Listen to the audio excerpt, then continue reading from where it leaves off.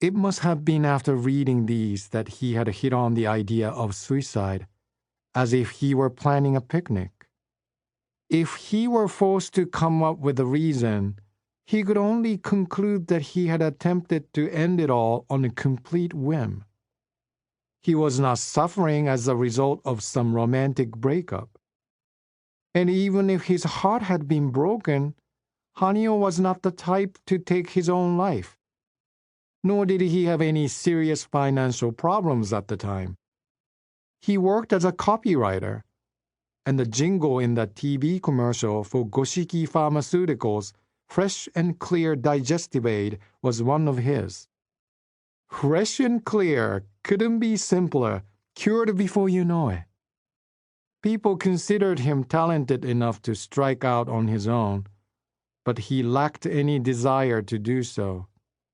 He worked for a company called Tokyo Ad, and the salary they paid him was good enough. Until the previous day, he had personified the honest, hard-working company employee. But when he really thought about it, maybe there was a reason why the idea of suicide had come to him.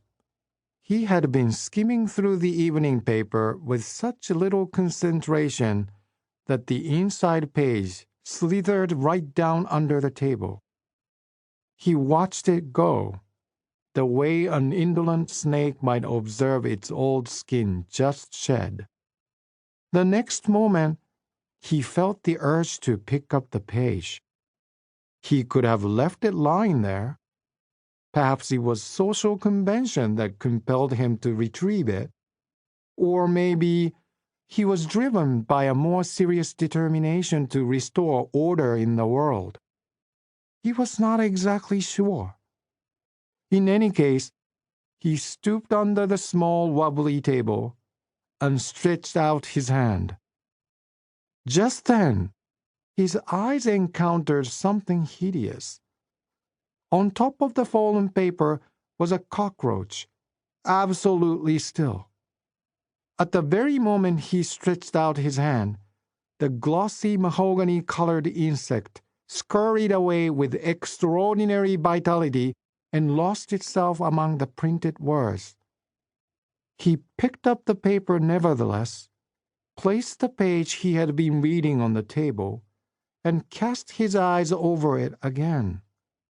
Suddenly, all the letters he was trying to make out turned into cockroaches. His eyes pursued the letters as they made their escape, their disgustingly shiny dark red backs in full view. So, the world boils down to nothing more than this. It was a sudden revelation, and it was this insight that led to an overwhelming desire to die. But upon further reflection, he found this explanation just a little too pat. Surely things were not so clear-cut.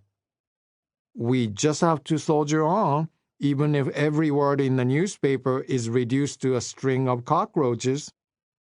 It was in reaction to this thought that the idea of death finally lodged itself in his mind. From that moment, death hung over him snugly, the way snow caps a red postbox after a particularly heavy snowfall. This change in attitude produced some improvement in his spirits. He went into a pharmacy to buy the sedative, but was not quite ready to swallow it down immediately. So, he went to watch a triple feature at the movies. When he emerged, he dropped by a pickup bar where he occasionally hung out.